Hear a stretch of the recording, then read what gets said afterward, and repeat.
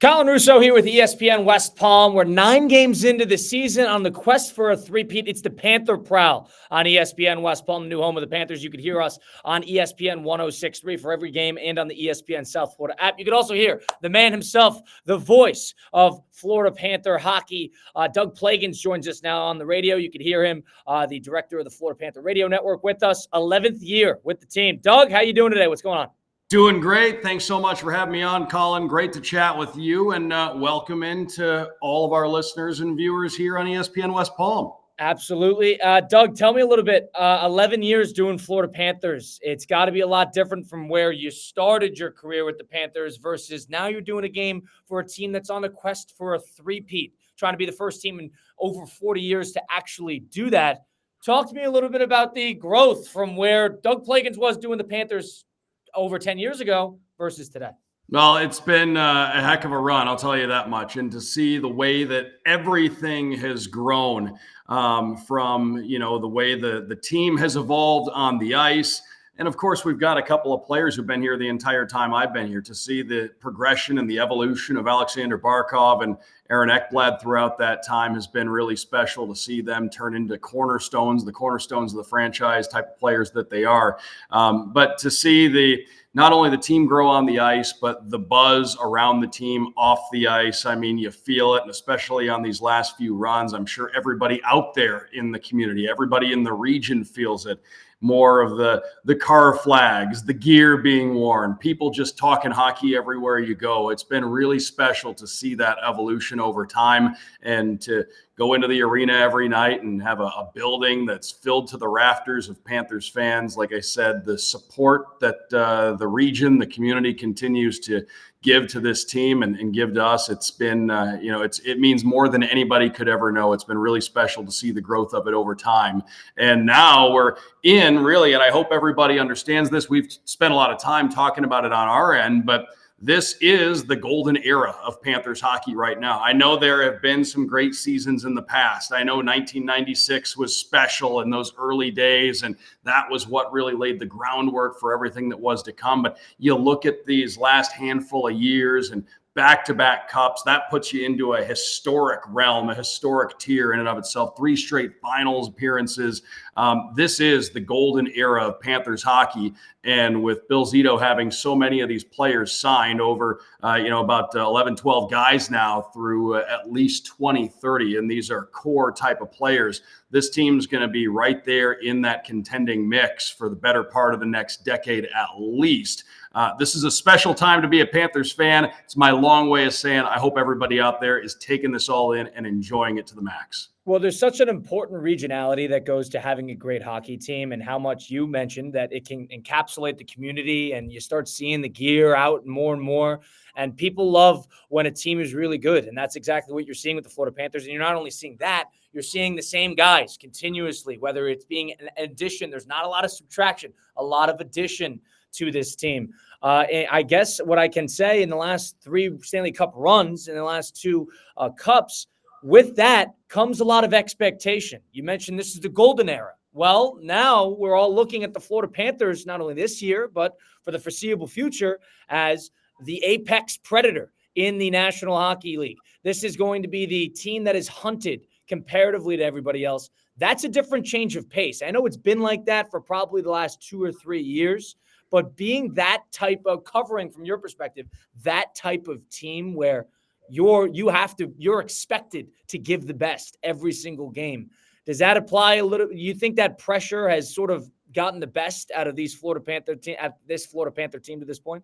Well, there are a couple different directions I want to go off of this. I think, first of all, any competitor would tell you that you want those kind of expectations and you want that standard to be high, because you have to earn that standard getting to that level. And these guys have won the conference 3 straight years. They've won the cup back-to-back years. And they are certainly, like I said, open to having those kind of expectations. That comes with the territory. The other thing with this team, and you mentioned getting everybody's A game every night and kind of being the team that has the bullseye on them, if you will.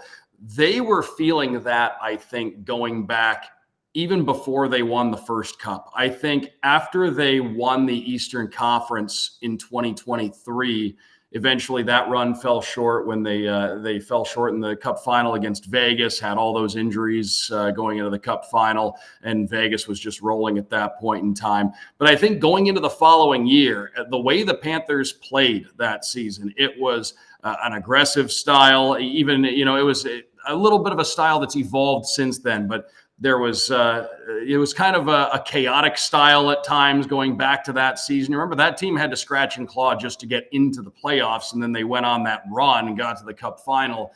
Ever since that year, I think the Panthers had the bullseye on them. I think before they even won a Stanley Cup, they were kind of getting that treatment. Whenever they would go into an opposing building, teams knew that they had to ratchet things up a notch. That it was going to be a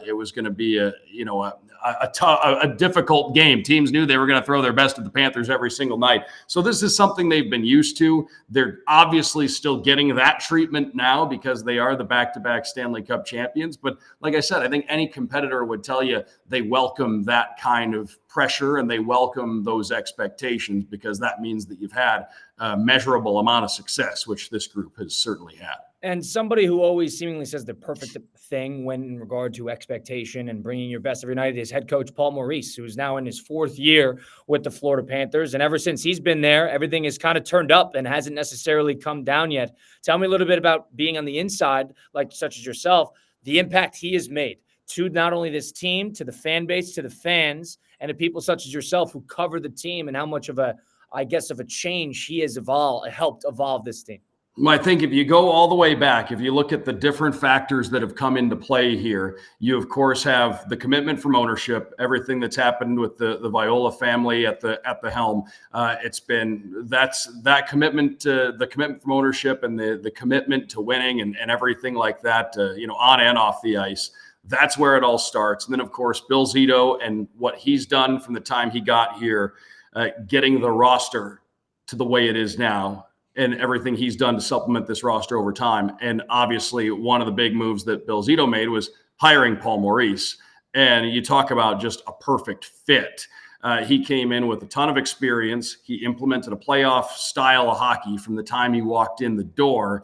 And I knew that before and this is absolutely proven to be the case, but I had a feeling when he was hired, it wasn't just going to play well with the players in the dressing room because he's such a great communicator. It was going to play great in the market as well. And he's become one of those coaches in sports where I think, especially in the playoffs, the entire sports world kind of stops when Paul Maurice goes to the podium because people know they're going to get something really insightful. They're going to get something really interesting. I can tell you from my perspective as somebody who's around the team every single day, who has the opportunity, who's fortunate enough to be able to do an interview with Paul Maurice every single game day. He is the kind of coach that when you talk to him, you're going to learn something. He's going to say something that makes you look at the game differently the next time that you watch it. He's incredibly insightful, incredibly generous and accommodating with his time. He's a future Hall of Fame head coach. There's no question about that. And again, he's come in here and been the absolute perfect fit. And you add, like I said, the ownership, the general manager, the head coach, and then the leadership that starts with Alexander Barkov, who obviously is out with an injury at the moment. But you put all of those elements together, and you've got just a perfect fit across the board, and a big reason why this team's had the success that it has. And now, Doug, 9 games into this season, 2025-2026, sitting at 4-5. Have lost 5 of their last 6. We've talked about it. You mentioned the Barkov injury. Sort of that was a bit of a shock. And then all of a sudden you knew now that Tkachuk is now going to be out for a number of months. On top of that, there's a couple injuries that the Florida Panthers are dealing with, and including their captain. That is a change of pace. That is a wrench in the mix. And for a team that is questing for 3 in a row, what have you noticed as somebody who travels with this team and understands the ins and outs day to day? How has that made an impact on what the team has done this year? Have you noticed the difference, or are everybody pulling a little bit more weight to kind of reel in that absence? Well, I think if you look at just the first 9 games, and we'll get to what those voids in the lineup mean overall, but when you look at the first 9 games, the games the Panthers have lost, they've been in all the games. You look at the most recent game against the Pittsburgh Penguins, I think from about the start of the second period on, And the shots on goal don't always tell you the whole story, but the Panthers wound up out shooting Pittsburgh 37-16. There were stretches after the start of the second period where it was really one-way traffic in favor of the Panthers, and they put themselves back into a position to be able to try to get that game tied up, and came close on a couple of occasions. It just wasn't in the cards that night, but you had to like the way that the Panthers finished the game. It just shows the parity, the competitive balance across the league, and how important it is to get the first goal in a game. For example, Sidney Crosby scores that power play goal early, and Pittsburgh can settle in a little bit, being the road team, playing with the lead, and they got a heck of a goaltending performance. Credit where it's due. Tristan Jarry was really good when he had to be, and was able to kind of hold the fort for Pittsburgh late in the game, because that's what it felt like. That's as that game went on, it started to become, okay, if Pittsburgh's going to hold on and win this game, it's going to be because of their goaltender, and that's ultimately kind of how it felt as that game wore on. But if you look at not having Barkov, not having Matthew Tkachuk specifically, and Tomas Nosek's been out, and he was the fourth line center on the Cup run last year. Dmitry Kulikov's been out, who is one of those just steady, physical, fundamentally sound defensemen. That was a tough blow to find out during that last road trip, as Paul Maurice said, that they were going to be without Dmitry Kulikov for about 5 months. Now, it's a luxury to be able to plug in. In the case of Tomas Nosek, you plug in a fourth-line center like Luke Kunin, who's been around the league for a long time. You plug in a defenseman like Uvis Balinskis in Dmitry Kulikov's place, a guy who played 76 games for the Panthers last season and played in the playoffs. This isn't a guy who's, a 19, 20-year-old coming in with no experience. So they plug in some NHL players to be able to fill those holes. That being said, those are important key pieces from last year's run that are out. And then you look at Matthew Tkachuk, who Bill Zito said during training camp they hope to have back December-ish. So we'll see when that ends up being, but you expect to get him back at some point. And Alexander Barkov, it's still very much a wait and see there, depending on when he'll be able to get back in. But in the case of Tkachuk and Barkov, these aren't just two of the Panthers' best players. These are elite players in the league. These are marquee names, guys that are perennial all-star, future Hall of Famer type of guys. It's impossible to completely replace players like Barkov and Tkachuk. That being said, if there's a team that's equipped to be able to handle the losses of players of that caliber, it's this Panthers team and this roster, the way that Bill Zito has it constructed. I mean, plain and simple, you look at the last handful of games, Thursday fitting this as well. The Panthers, even with no Barkov and Tkachuk, no Nosek, no Kulikov, the Panthers were still able to ice a lineup where 16 of the 18 skaters played for the Panthers in the playoffs last year. And the two that didn't are Luke Kunin and Jeff Petrie, who both have been around the league for a long time. So this is a roster that is still a playoff roster, no question about it, that's equipped to be able to withstand those kind of blows. Now, nobody can totally offset, as I said. Replacing Barkov and Tkachuk just doesn't happen.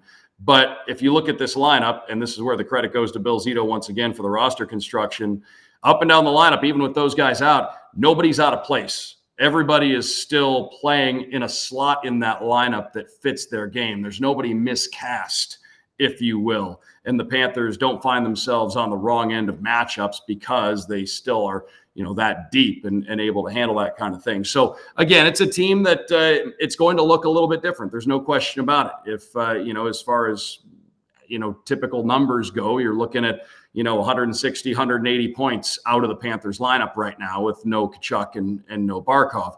But if there's any roster that is, able to withstand that kind of blow, it is this Panthers roster, the way that it's constructed. Withstand it the best that you can. And the light at the end of the tunnel is that, as we heard during training camp, hopefully it is sometime around December-ish, as we were told, that at least Matthew Tkachuk gets back in, and then maybe you start to see this team get a little bit healthier in that regard. And you mentioned a couple of things there. The game last night, that was one of those situations where you got a goaltender that is on it, and Tristan Jarry was superb in the last two periods of that game. And even Sidney Crosby said that post-game. He goes, listen, I played he was all over the ice. And he goes, listen, we wouldn't have been anywhere without Jarry in that game. But to one name I wanted to throw out there as well, and that the Panthers are probably asking a lot out of because we know how good he is Brad Marchand. And Brad Marchand, who, has had a already established career to this point, was acquired at the trade deadline last year, and was a crucial component in the Stanley Cup run in this past season. Now, there was a bit of a homecoming effect with him when they played the Bruins over at the Garden a couple of days ago, and they did it right, in my opinion, in terms of honoring Marchand, and it ended up being a very exciting victory for the Florida Panthers. Tell me a little bit about that experience. I know Brad Marchand was very emotional in his return to the Garden and being on the skating against the Bruins for the first time. This has been somebody who was, quote unquote, a Bruin for life for a lot of that period. And then now he's with the Panthers, sort of entering that second stage, another resurgence, another home. Tell me a little bit about what you noticed from that game specifically and how Marchand was able to respond to that, because he's had a great year to this point. Well, you look at that game, and first of all, it was special to be there that night because you knew what he meant to the Bruins fans. He was synonymous with that team for well over a decade. You're looking at 16 years. He was really synonymous with the Boston Bruins and had won a championship there and had been to multiple Cup finals there, and really embodied everything that era of Bruins hockey stood for. And the Panthers, to be able to get a guy like that, a future Hall of Famer who's still playing at an elite level, I mean, what a boost that was. We saw what it meant to them during the Cup run last year. And in a lot of seasons, he would have won the Conn Smythe Trophy. Just so happened that Sam Bennett wound up being the recipient there, and he was having a record-setting postseason as well. But you look at that game the other night, and Brad knew, he said as much, that it was going to be an emotional time, that it was going to be an emotional evening. And anybody who followed along with the game that night certainly noticed that, certainly saw that there was an emotion to that game and an emotion felt by Brad Marchand. And it was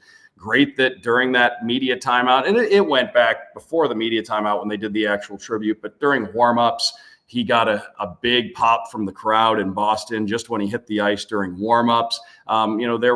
They would cheer when he would have the puck at times, but the tribute video was pretty heartfelt, and it was a special thing to see. But Brad came out in the first shift and drew a penalty that led to the power play goal that got the Panthers a 1-0 lead. He had some serious jump in his step. Not that he doesn't every single night, because that's one thing that is a constant. You know what you're getting out of Brad Marchand every single night. But he came out with a purpose that evening and drew a penalty on the opening shift and then assisted on that game-opening power play goal from Mackie Samoskevich 1 minute in, wound up with another really nice assist later in the game. So had a multi-point game in his return to Boston. It was special, and that was the only game the Panthers will play in Boston during the regular season. So that was the game. That was the night that the Bruins fans and Brad Marchand were going to be able to kind of have the moments that they had together. The Panthers won the game. I've said a handful of times, you look back to Game 7 in round 1 a couple of years ago. You look at that one. I don't know if there's anybody who knows how to ruin a party in Boston any better than Carter Verhaeghe does. He's